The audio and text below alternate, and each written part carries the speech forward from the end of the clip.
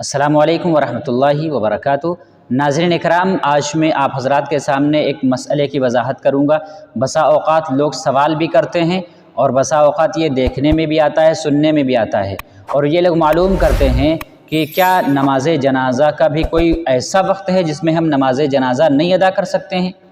بسا اوقات لوگ یہ کہتے ہیں کہ ہم رات میں نماز جنازہ نہیں ادا کر سکتے ہیں بلکہ دن میں نماز جنازہ ادا کی جائے گی۔ تو یاد رکھیں کہ جس طرح 5 وقتہ نمازوں کا وقت مقرر ہے، 5 نمازوں کا وقت اور ٹائم مقرر ہے،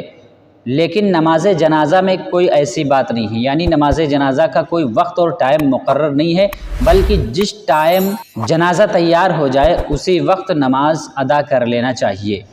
بعض لوگ کہتے ہیں کہ عصر کے بعد اور فجر کے بعد نماز جنازہ نہیں پڑھنا چاہیے، تو ایسی بات بھی نہیں ہے۔ اگر فجر کے بعد طلوع آفتاب سے پہلے جنازہ تیار ہو گیا ہے تو اس وقت بھی نماز جنازہ ادا کی جا سکتی ہے، اور اگر مغرب سے پہلے، عصر کے بعد، سورج غروب ہونے سے پہلے اگر جنازہ تیار ہے، لوگ حاضر ہیں، تو اس کی نماز جنازہ ادا کی جا سکتی ہے۔ ہاں، ایک مسئلہ یہ ضرور ہے کہ اگر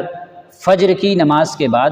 یا عصر کی نماز کے بعد جنازہ تیار ہو کر آ گیا، یعنی مکروہ وقت سے پہلے